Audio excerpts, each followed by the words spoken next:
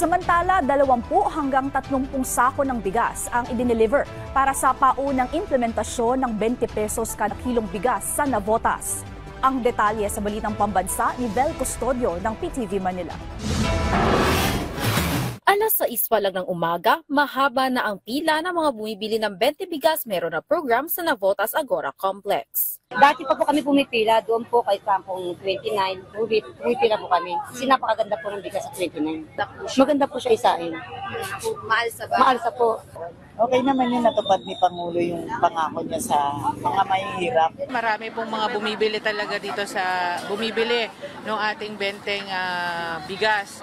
So marami po rin ang nakausap natin at sila po ay lubos na nagpapasalamat of course sa ating pamahalaan, kay Presidente, dahil nga daw po yung kanyang pangako na benteng bigas ay meron na po silang nabibili. 25% broken ang bigas ng National Food Authority na ibinibenta ng 20 pesos kada kilo.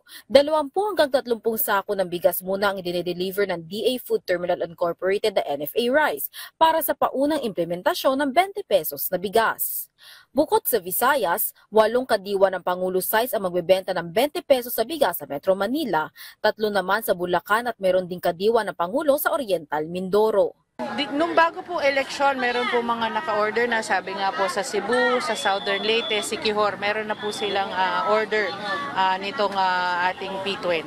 Tiniyak naman ng DA na bagamat lumalawak na ang pagbebenta ng 20 pesos sa NFA Rice, hindi naman ito maapektuhan ng supply ng buffer stock para sa mga kalamidad. Kasabay nito, tuloy-tuloy rin na bumibili ang National Food Authority ng palay sa mga magsasaka. Posibleng tumaas pa sa mahigit 40 location na magbebenta ng 20 pesos sa bigas. Pinag-aaralan na rin ng DA kung paano may implement ng application na magsisilbing distribution at monitoring system ng bigas. Mas maganda sana kung meron silang talagang kumbaga isang ID na makikita natin o mamonitor natin yung kanilang pagbili ng ating bigas.